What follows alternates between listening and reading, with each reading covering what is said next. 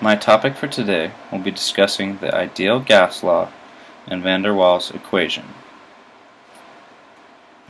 The ideal gas law describes the properties of gases with regards to the temperature, T, volume, V, pressure, P, size of the gas, or number of moles, N, and ideal gas law constant, which is given as R.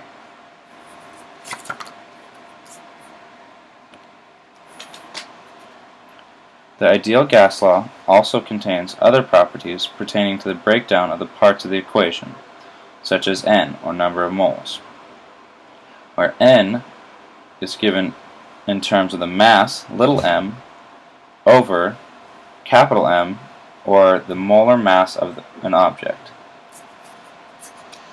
1 mole of any substance is that amount of the substance that contains Avogadro's number of constituent particles. Avogadro's number, as seen here, Na, is a constant of 6.022 times 10 to the 23rd. However, the ideal gas law, as shown before, follows the pattern of a perfectly elastic colliding model with the molecules of the gas as point particles. The new constant, A and B, bring in new dilemmas to the equation, where A is the attraction between individual gas particles, and B is the average volume of individual gas particles. Now let's look at a practice problem for this. A spray can containing a propellant gas at twice atmospheric pressure, or 202 kilopascals, and having a volume of 125,000 centimeters cubed, is at 22 degrees Celsius, temperature-wise. It is then tossed into an open fire. When the temperature of the gas in the can reaches 195 degrees Celsius, what is the pressure inside the can? Now first we start out with the ideal gas law, saying PV equals nRT, and this is for the initial pressure and volume, so PI, VI. Then you kind of want to set the initial pressure and volume equation, the ideal gas law for the initial given, and solve for the final, because you're looking for the final pressure. And to do this, we go to our second step, which is setting equal to the constants, so you can solve that for the final and kind of factor that out in here.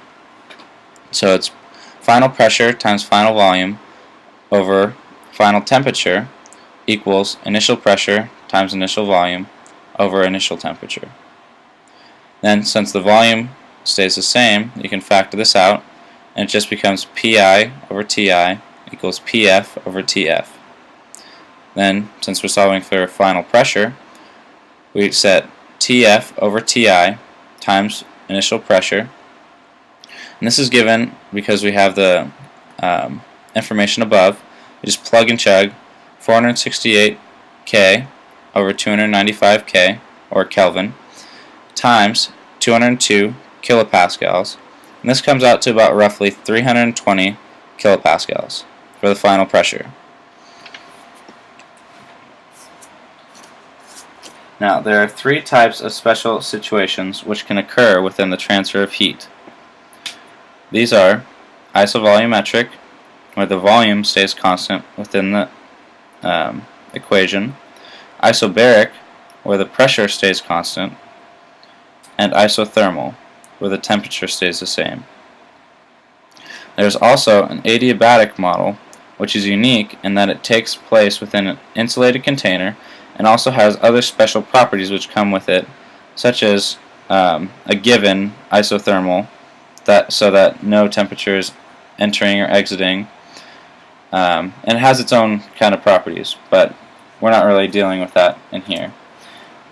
This equation, however, uses the ideal gas law in an isovolumetric situation in which the volume remains constant, allowing for the equation to be easily solved by factoring out this component. This is also due to the fact that pressure and volume of an ideal gas are proportionally related.